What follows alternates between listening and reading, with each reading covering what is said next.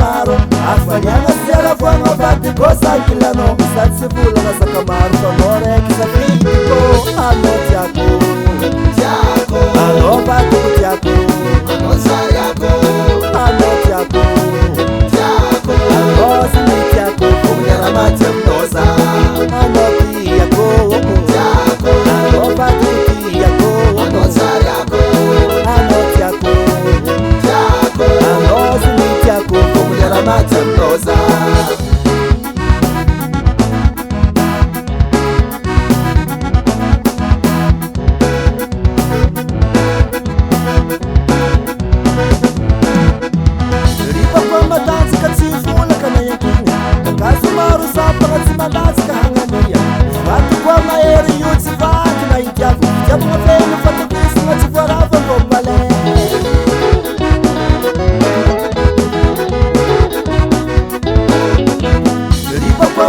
Katsifula kanayakinga kakazumaro sapana simandazi kahangania vati kwa maeri yotsivaki na itiavu kitabu ngafenu fatukisa watsivarava lopalenge satsifula na sakamaro famore kisafiko ano tiako ano vati tiako ano sayako ano tiako ano sini tiako kumera matemnoza ano tiako ano vati tiako ano sayako ano tiako